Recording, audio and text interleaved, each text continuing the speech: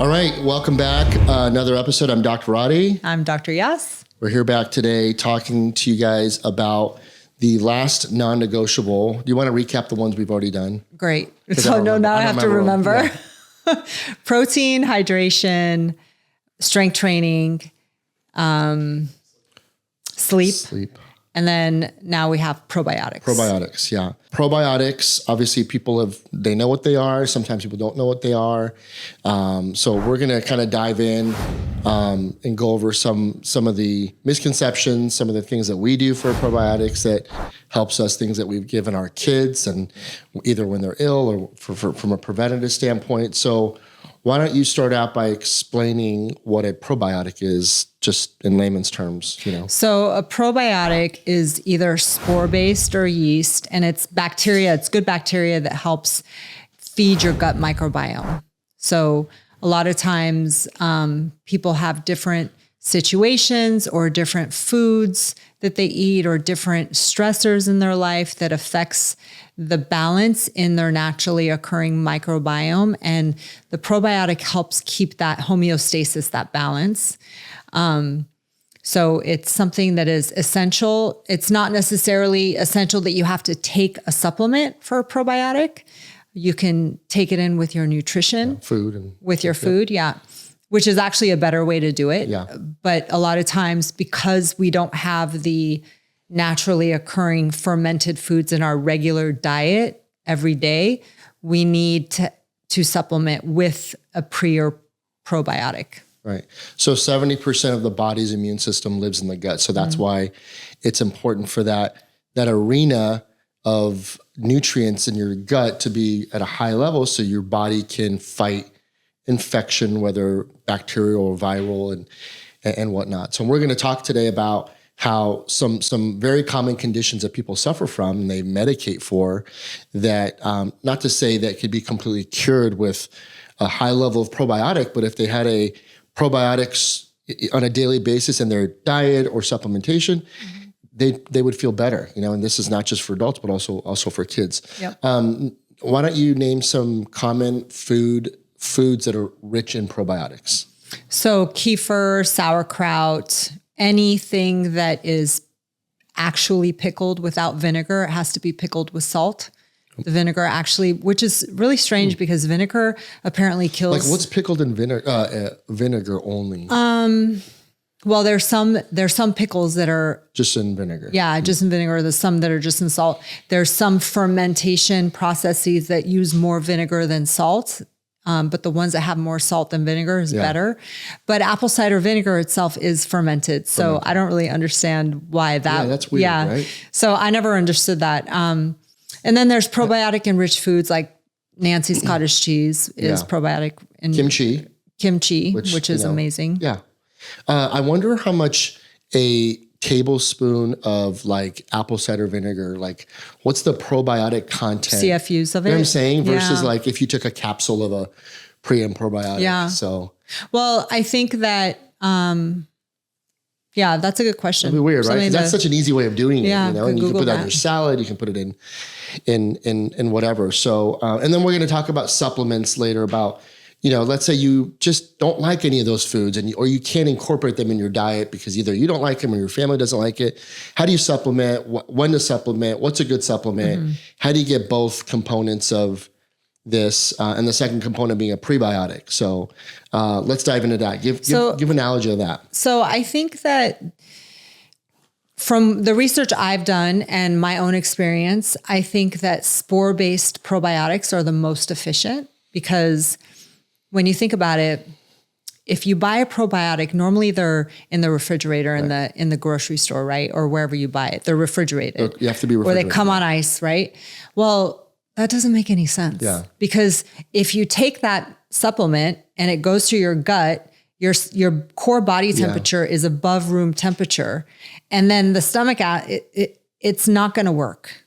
So if you find a probiotic that doesn't need to be refrigerated, like a spore-based probiotic, and it'll say spore-based on there, that is actually going to get into your gut. The other ones that are refrigerated don't even make it to your gut. That's interesting why they would make a huge, you go to like Sprouts or Whole Foods, there's a huge section of refrigerated probiotics. And then you're like, oh my gosh, I got to run home and put this in the refrigerator before they all die. You know? So prebiotic is another vital component. I think people don't realize. You hear probiotics, it's marketed, it's advertised in foods and this and that, but without a prebiotic, you're not really getting the absorption, right? Prebiotic is kind of, I read an analogy, it's like the fertilizer that allows the probiotic. The probiotic's the plant, the prebiotic is the fertilizer. You have prebiotic-rich foods or supplementation. Your probiotic then actually does its job. Right. So what about some prebiotic-enriched foods? Anything high fiber is prebiotic. Let's name some. Like apples are good. Apples are really good. Any cruciferous vegetables like broccoli, cauliflower, asparagus, rutabagas. Yeah, any leafy greens. And then what I like to do is I add flaxseed to flaxseed too. To one meal, like whole flaxseed, at least to one meal a day. On top of anything. I mean, you can put it in anything. So flaxseed is great. You can put it in a salad. Anything. Yeah. And so that's we run out of, everyone eats flaxseed in our house. We run out of it so fast because it's a really easy way to add fiber to your diet. Yeah. And again, you have to have the prebiotic in order for the probiotic to do its job to really benefit your health and your gut. But the problem goes with people that are increasing their fiber. What they forget to do is to increase their hydration. Oh, yeah. Because what happens is people take all this fiber. I see this with young vegetarians very often where they eat a lot of fiber and then they have a lot of stomach digestive issues because they're not drinking enough water to poop everything out and they're getting constipated. They're super backed up. Yeah.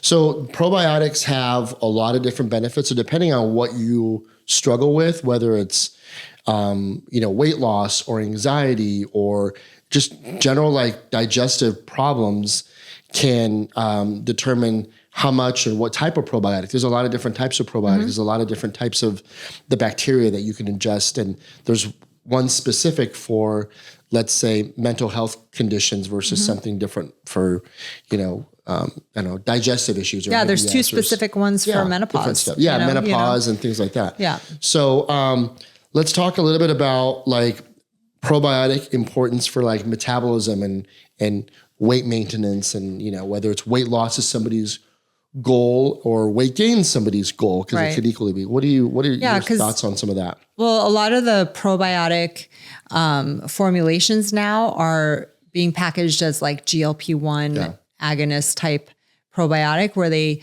help promote those receptors that help with your metabolism and your hunger, your leptin and your ghrelin hormones, which are your hunger and satiety. Sure. Is that right? Sounds good. It is today. Let's go with it. Satiety hormones. So a lot of them do work with those. They help with insulin resistance, especially for women going through perimenopause and menopause. I mean, there's a 7 to 8, sometimes 10-pound weight loss during the whole perimenopause phase before they even reach menopause because of the gut bacteria itself. So and that is mostly because the inflammation rises. So as their gut microbiome is getting imbalanced and things aren't functioning as well, and the foods that they are eating are not feeding their gut microbiome, and they're not supplementing with anything, their gut starts to, they get hungrier, right? They're always inflamed, like you said. That's a big thing, and that causes the hunger, causes the cravings, which causes the inflammation. All the other stuff. Cortisol levels go up. Everything goes up. All that stuff. We're going to talk about the mental health side of it in a little bit separately, but digestive health, immunity health, metabolism and weight loss or weight gain. I looked up chronic conditions like IBS, chronic inflammatory conditions that can be benefited if somebody's on a consistent. Huge, yeah.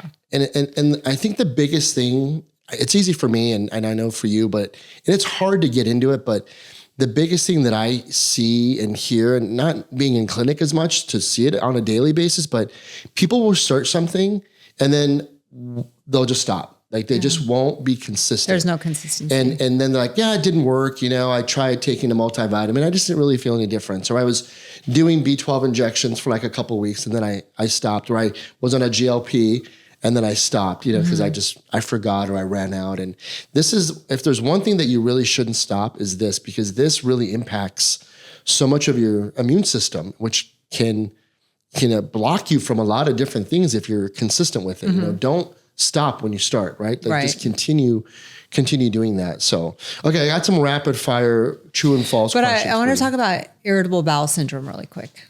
From personal experience? No, I don't have IBS. Because I'll step out if you want to talk about it. So. No. Okay. So I read this recent research article about IBS, and there's IBS-C, which is when they have irritable bowel syndrome with constipation. Wow. There's IBS-D, which is irritable bowel syndrome with diarrhea. And then there's IBS-M, which is a mixture of constipation and diarrhea. What does the M stand for? Mix. Oh, okay. And when you go to any gastroenterologist, usually they'll say, or any primary care, whatever, any general allopathic doctor, they'll say, oh, IBS is just in your head. But it really is in your head, because it's like the communication between your vagus nerve, which runs from your brain directly to your gut, gets cut off. Because of the stress you're having here contributes to your mind stress creates stress in your gut. And so that stress throws everything off. But when you hear it's in your head, it kind of sounds like you don't really have it. Right. But versus actually this is coming from what's going on between your ears here that's causing your stomach to be all out of whack. And, So it's so interesting. So if they they have medications now for IBS, C, D, and M, but if they go on a really good spore-based probiotic, helps a lot. They won't even need the medication. Yeah. That's great. And then of course you have to do, your mindful exercises, breathing exercises, your exercise, parasympathetic stimulators, that kind of stuff. So brain to stop running. Okay, so true or false? All probiotics are the same. False. Why? Because some are spore-based, some are not. Some can actually stay in the gut and get in the gut and stay there, and some don't even make it into the gut. And then there's different strains, different types. Yeah. We'll talk about that in a few minutes, like the different strains of probiotics that are good for this condition versus that condition. So they're not all the same. So if you find one at the store, what's there may not be right for you. It's not going to harm you. It's still going to take something, right? Yeah. But think about what your body needs, and your body just may need just something for maintaining your wellness. You're not doing it because of a reaction to something, So the other thing too is a lot of people like to eat like Greek yogurt for their probiotic, which is a great option. But you have to look on the back and see if it says heat pasteurized. If it's heat pasteurized, there's no live cultures. It has to say live and active cultures in there to have that probiotic benefit. Yeah. Can you get all the probiotics you need? Excuse me. True or false? You can get all the probiotics you need through food. If you're eating enough fermented foods, I mean, it's possible, but with the standard American diet, which means SAD, the acronym is SAD, which is pretty sad. The standard American diet does not have enough. Right. But a lot of cultures, they have it. Our culture has a lot of fermented foods. Indian culture does, all kinds of Koreans, African, Koreans. Yeah. Big time. Yeah. More is better. True or false? Not necessarily. All you need is between 10 and 50 billion CFUs on a daily basis. And then for therapeutic use, you need over 50 billion. Yeah. And that balance when you first start taking a probiotic can be a little tricky, right? Because you can get a little diarrhea when you first start a probiotic. You're like, whoa, this is too strong for me. Maybe I should just do half the dosage that it's asking me to take. And then once you find that thing that doesn't upset your stomach, you don't feel that kind of bloating, or obviously if you have kind of more diarrhea symptoms, then you back off and you have a balance. But sometimes you need to rid your body. To rid your body of that. And then what happens is like, there's this one specific brand that I've taken, and it's a spore-based probiotic, and it'll say, start with 1 capsule a day for the first week. Do not leave the house. No. Stay in your bathroom for 4 days. And then it'll say, after a second week, you don't add take responsibility for your plumbing. Sign this waiver. Yeah, you have to sign a waiver before you take this probiotic. And some people, they will be really sensitive to it, but I started like 2 capsules a day right away, and I didn't have any symptoms of extra pooping or anything like that. But it's good for people to know that, because it can be rough. But it also, I feel like, well, if I need it, I need it. So I probably just need to let it out. Yeah. Yeah, for sure. Okay. Unless it's uncontrollable. Yeah, that would be terrible. Then we're dealing with like IBS A or D. What's explosive diarrhea? Oh yeah, no kidding. Okay, probiotics work instantly. Not really. No, you gotta take it for a while. You gotta get your body's got to get used to taking it, and then your gut's got to absorb it. And you're nurturing your microbiome, so it's like watering a plant. It's not gonna immediately get better. Yeah, we talked about because of the prebiotic. You mentioned earlier about the hydration. That's a really big thing. If you're taking a probiotic or prebiotic, making sure you're getting plenty of water so you don't feel the downside of too much fiber, and all that stuff. And you can get the prebiotic through food, like we said. You don't have to supplement that if you don't want to. So, okay, let's go into the gut and brain connection. Access? That access and that connection. So you talked about the vagus nerve, which is that nerve that basically tells you to be in that fight or flight or that chill out, parasympathetic, rest and digest thing. And when people are in that anxiety or at a peak, whether it's a panic attack or a peak or whatever it is, your vagus nerve is like, firing and you're just overly stimulated, and this has a direct correlation with your gut and your gut health and all that other stuff. So it actually completely changes your microbiome without even knowing it. Yeah. It's so your microbiome is so sensitive. Like if you and I start living together, we'll have similar microbiomes. So you actually we already talked about that once episode, and that has never happened. That'll never happen again. We lived together in college. I like my microbiome the way it is, and I don't want anything to do with your microbiome at all. Yeah, my microbiome is too good for you. Yeah, I don't know. That's what you think. No, but walking out with your weighted vest all around the house. Seriously. He makes fun of my weighted vest. Oh my God. So have you heard of the stool microbiome transplants? No. They have these. Justin, have you heard of that? Thank you. Winnie, have you heard of that? Yeah, I don't think Winnie anybody's has. heard of that. Winnie's like, I do that every day. Cares. Winnie's like, get me out of here. That's what Winnie's saying. Open up the window. She wants to run actually, dogs help with your microbiome too.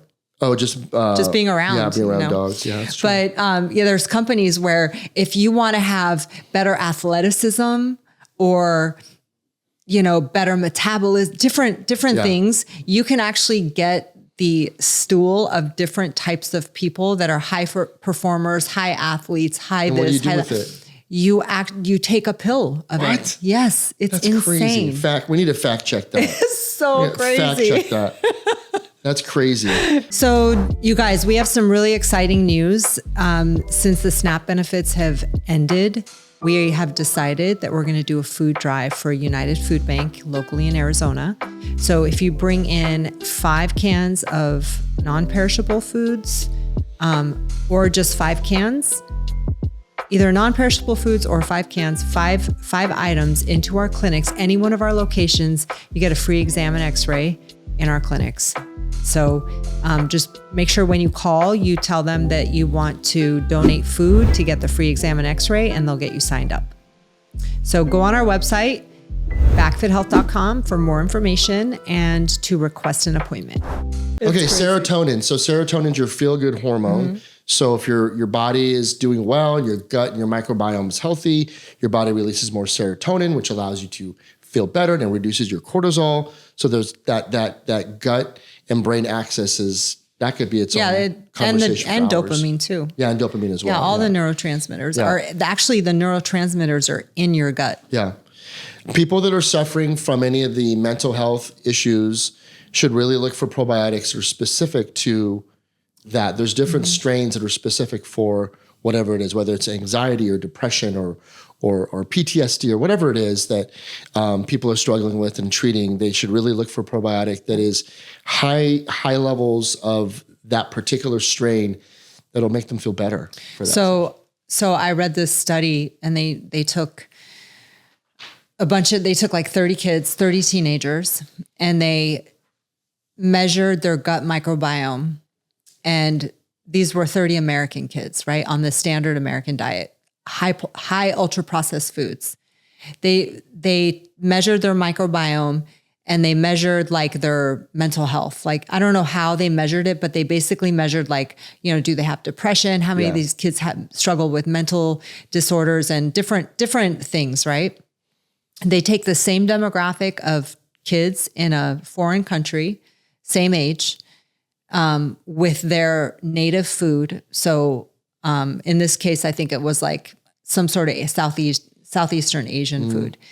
And they had a better, more diverse microbiome and lower rates of mental health issues. Crazy. So they're linking the American ultra-processed food diet to an increase in mental health issues in teenagers today. So over the last 25 years, we've had the tobacco companies purchase the major food companies. So now they're developing foods that are highly addictive with all these chemicals, and it's changing the gut microbiome in like people eating, Doritos and Takis and all these different foods, right? So they're getting these effects of mental health because of the chemicals in the foods that we have in America. Make you addictive. It's crazy. Remember when one of those potato chip companies years ago, they basically said, you can't just eat one. There is one potato chip that's made so thin.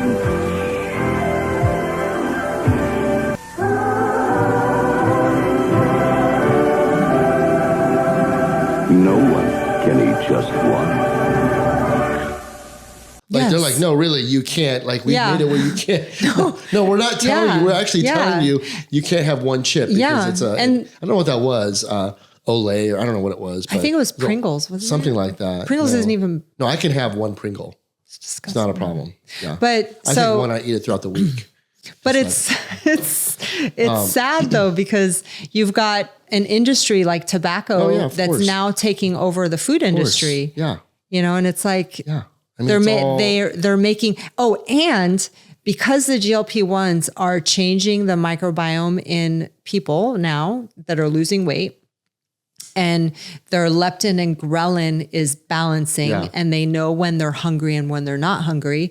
Now they are trying to bypass the GLP-1 receptors, and they're trying to develop chemicals that can actually bypass those receptors. So they don't have to go. So people will still want to eat the food. Crazy. It's so crazy. Or they'll just buy all the pharmacies that are, factories that make the GLPs or, it's crazy. Okay. Dosage depends on what you're dealing with, whether it's gut health or digestive health, or after you took antibiotics, or just general women's health, immunity. Your dosage is kind of something that people have to look at on their own, right? Like it's just, what are your needs? Yeah. If you need it for therapeutic, again, it's over 50 billion CFUs. If you need it for just daily use, 10 to 50 is fine. And then as far as supplementation, because sometimes people, like we said earlier, they can't get in their foods, or they don't like eating those types of foods. There are supplements where people can get the proper amount of probiotic and prebiotic in a capsule, taken 1 to 3 times a day, depending on what your dosage is. So we can list some of those supplements in our notes. I have 2 favorite brands that I love. Yeah, we can list that so people can kind of look and see what they want to use and all that stuff. So autoimmune skin, whether it's, systemic autoimmune, or if it's something that is like a topical skin disorder, that's all because of leaky gut syndrome. Eczema and all those skin conditions can be really repaired with that. And even autism, has a huge leaky gut issue too. So getting on a really good spore-based probiotic for autistic kids is huge. And I know with kids, they have it in powdered form, they have it in liquid form, they have gummies. So there's no reason not to take it. Yeah. If a patient or a person says, I don't like capsules or I don't like tablets, they come in every format now. So there's really no excuse to not do it. You just got to do it. And I can't stress the consistency with supplementation or the way you eat. I know sometimes eating a certain way, people can deviate if they're on vacation, things happen, but you could always supplement. And that's the key thing. You just got to do it consistently. And, I was at a functional medicine conference for autism, for kids with autism a few months back. And all the vendors there, I would say, 80% of the vendors were all probiotic prebiotic gut health things. Because that's not a coincidence. No, it's totally linked. Cognitive function improves, sleep improves when your gut is working better for you. We talked about that. But also when sleep is bad, it affects your gut. Yeah, of course. So if you're not sleeping, that's going to affect. And that's why a lot of times when people aren't sleeping much or not sleeping well or deep or long enough, they're hungrier during the day because their microbiome's off. Yeah, it's off. Yeah. And then let's see. We talked about probiotic. We talked about antibiotics a little bit, but let's talk a little bit about that because people will go on antibiotics and they won't know that the antibiotic is killing the good and the bad, right? Yeah. It's killing the bad, which is what you want. Hopefully you're not taking antibiotics too much, but the antibiotic is non-discriminative. It's going to kill everything that's in front of it.